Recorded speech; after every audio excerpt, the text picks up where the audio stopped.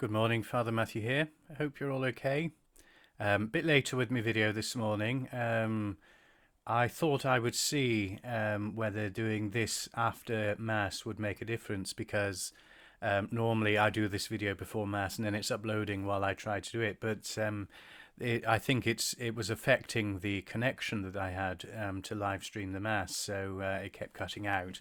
I don't think it did this morning, so I may do this again another day. The trouble is that this video takes longer to upload than the Mass one, even though the Mass is longer. I suppose because of the quality of the camera on my computer that I'm using to record this.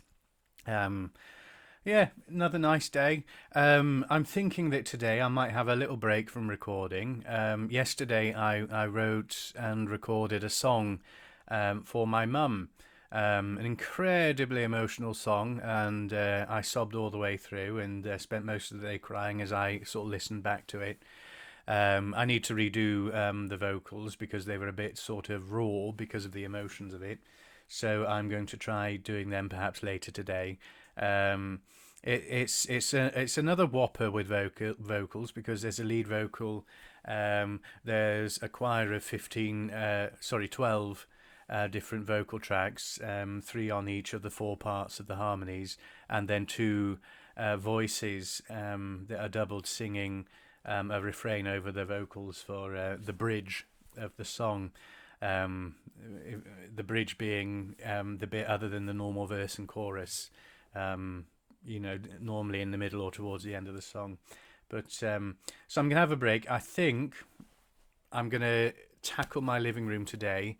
When I bought a record player, I moved boxes of DVDs and things so that I could put my LPs underneath the player.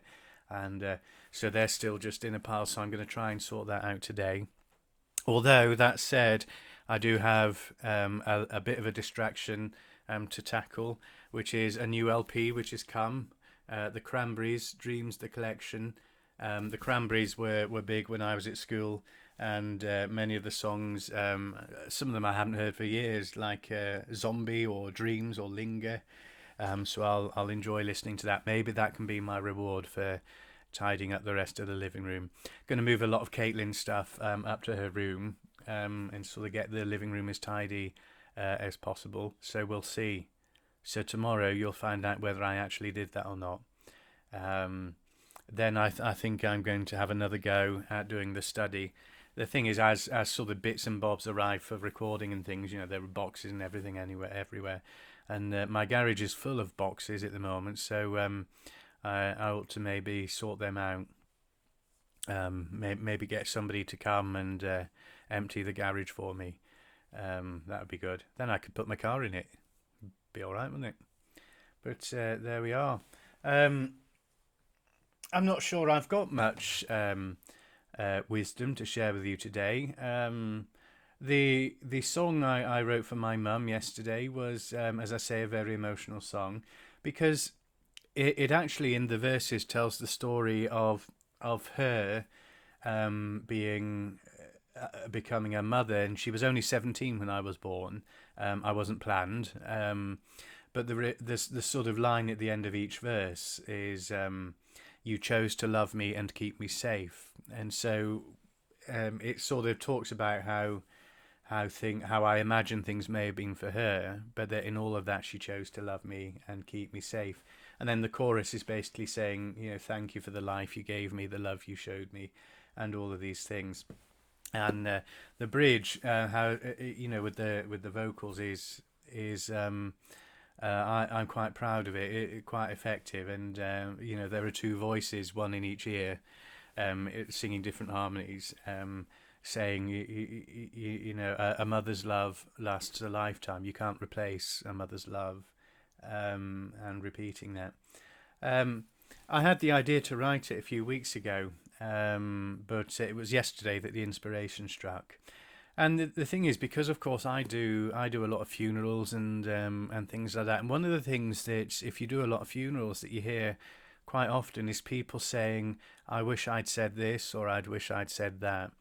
And one of the funerals I did last week, they played a track. I think it was "Supermarket Flowers" by Ed Sheeran. about his mum, or at least about a mother. And I thought to myself, I'd rather do a song while I still have her, so that I can share it with her, rather than kind of do it afterwards.